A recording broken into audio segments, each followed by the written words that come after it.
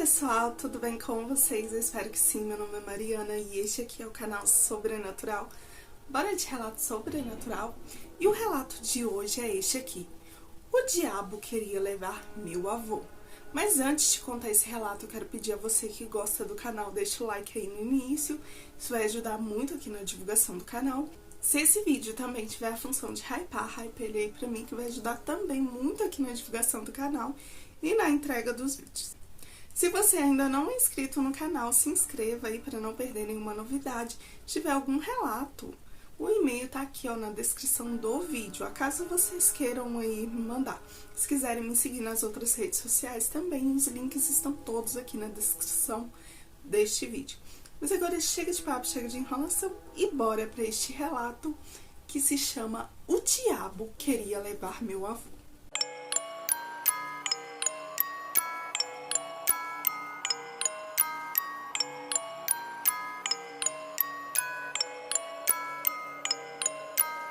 Olá, Mariana, essa história foi contada pra mim quando eu ainda era criança, mas eu cresci ouvindo detalhes que se repetiram ali anos após anos.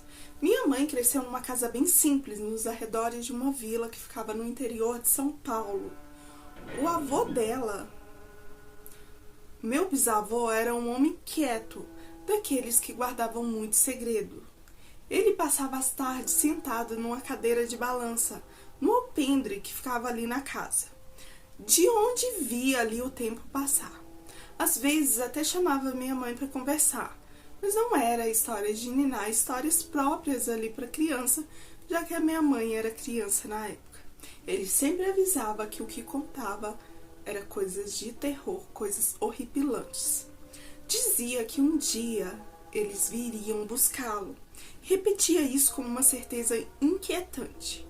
Um dia ele vem atrás de mim, menina. Na infância, a minha mãe não dava muita importância. Achava que era coisa de velho assustando criancinha.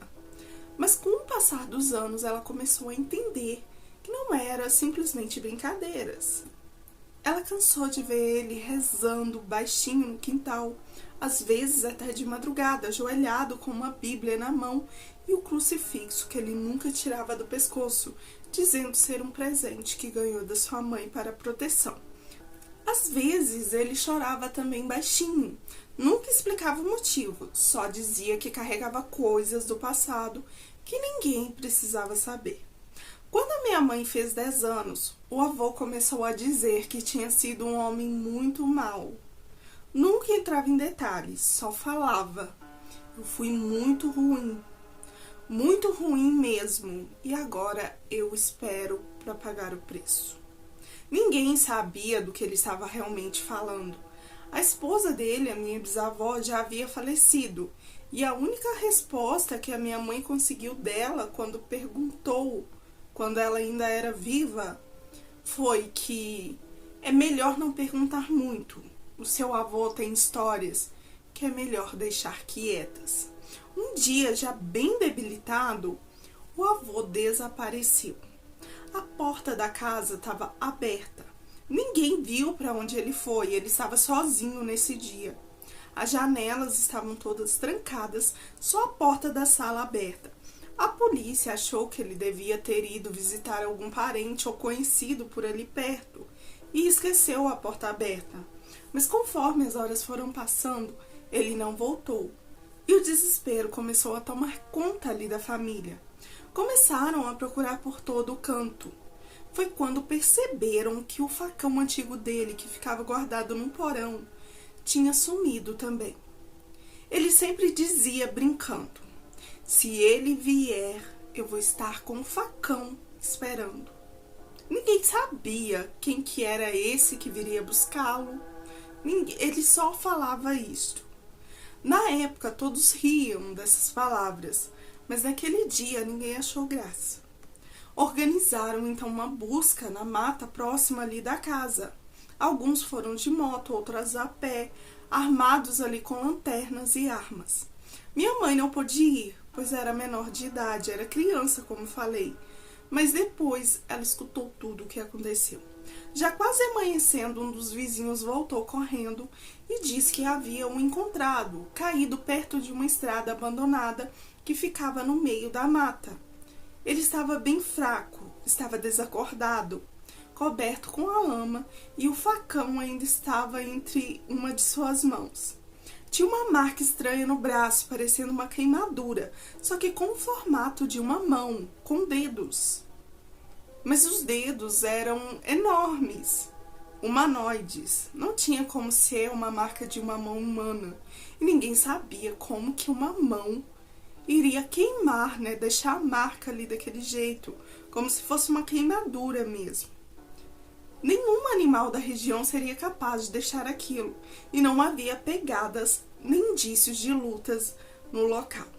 No hospital disseram que ele estava desidratado, muito machucado, mas estava estável. E quando ele acordou, ele disse que não se lembrava de nada, somente de uma coisa, do rato. Naquela manhã, antes dele sumir, ele disse que viu um rato dentro de casa. Diz que era um rato diferente. Lembrando que o meu avô, por morar sempre no interior, ele não tinha medo de bichos peçonhentos, cobras, ratos, baratas, essas coisas. Só que algo naquele bicho fez ele gelar ali o sangue. O bicho não se movia, só o encarava. E quanto mais ele olhava, mais raiva e medo ele sentia. Quando ele tentou matar o rato fugiu para um quartinho que ficava nos fundos da casa. E segundo meu avô, a atmosfera que já estava ruim ficou pior. E ele começou a ouvir passos pesados, como se fosse de gente mesmo, lá dentro deste quartinho. Mas não havia ninguém em casa a não ser ele. Ele também não conseguia ver nada da fresta da porta. Então ele abriu a porta e entrou ali no cômodo. Jurou que sentiu uma presença assim que ele entrou. E então ele viu o rato saindo correndo pela porta fora. E sem pensar, ele pegou o facão e foi atrás do rato ali. Agora era uma questão de honra matar aquele rato. E foi aí que ele foi parar, na beira da mata, naquela estrada onde foi encontrado. E foi ali, naquele local, que ele viu o que ele chama de a coisa. Diz que era uma figura muito alta, com pele cinza, e ela ficava pairando ali do lado de uma árvore. Não tinha rosto, não era homem nem bicho. Era como se o próprio mal tivesse ganhado forma.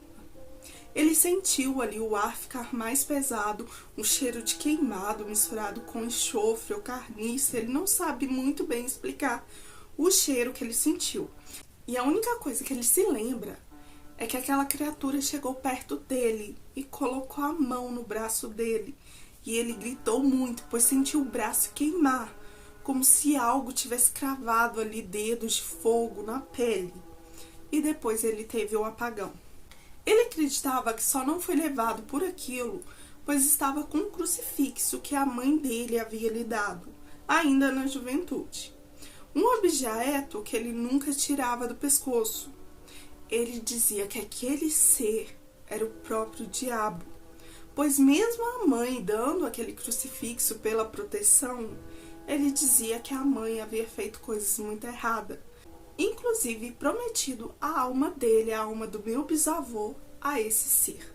E depois desse acontecido, ele nunca mais falou que o esperava. Viveu até 98 anos e morreu em paz. Mas minha mãe sempre dizia, o que ele viu naquela noite ninguém vai saber, só que não era coisa desse mundo. Hoje, mesmo sem acreditar em tudo, eu respeito. Fico pensando como que a minha tataravó, né, a mãe dele, teve coragem de prometer a alma do filho. Seja lá se for pro próprio diabo ou algo do tipo, né? Como que uma mãe faz isso? É bem difícil de acreditar. Afinal, tem coisas que não precisam muito de explicação, né? Só de silêncio e muita oração. Mariana, obrigada por ler o meu relato e um abraço para você e um beijo. Eu que te agradeço pelo relato, um abraço e um beijo para você. E essa coisa que você falou, né, como que sua tataravó, né, como que a sua tataravó teve ali a coragem, né? Gente, isso acontece muito. E não é só, tipo, entre mãe e filho, não. Pessoas, assim, da família. E muitas das vezes aqui, você não fala, mas eu acho que não veio, tipo, uma maldição hereditária ali, né? Passada ali de pai para filho e tal. Mas tem famílias que um faz o pacto lá atrás, né? Ou oferece a alma de um e a linhagem daquele lá que foi oferecido acaba sendo toda desses seres aí, seja o diabo, entidades, coisas assim. E no caso aqui, ela ofereceu, e talvez a questão dela ter dado ali o crucifixo foi uma forma que ela se arrependeu ali. E pode ser que esse crucifixo realmente tenha ali protegido ele, mas ele ficou marcado ali, né? Pelo que eu entendi, né? É como se isso me fez lembrar, gente, da série do Supernatural, que o Jim lá, né, ele vai pro inferno e tal, e o Castiel, né, o anjo, vai lá e tira ele lá do inferno, né, e ele fica com uma mão marcada, assim, acho que é no ombro, né, e isso me fez lembrar, porém, aí, né, tipo, queimou, né, e esse rato, será que esse rato ali era aquele ser disfarçado, né, será que realmente era o diabo? A gente fica com várias perguntas. Mas e você aí? O que você acha? Será que realmente era o diabo que veio buscar ele? Por que apareceu esse rato? E aí? Mas é isso, gente. Se gostou, não esquece do like, compartilha aí com seus amigos, se inscreva no canal. Se esse vídeo tiver a função de hypar, hype ele aí pra mim, que vai ajudar muito. Se quiser me mandar histórias como esta, o e-mail também tá aqui, ó, na descrição desse vídeo. E se quiser me seguir nas outras redes sociais, os links estão todos aqui também. E é isso, gente. Eu vou ficando por aqui e até o próximo vídeo.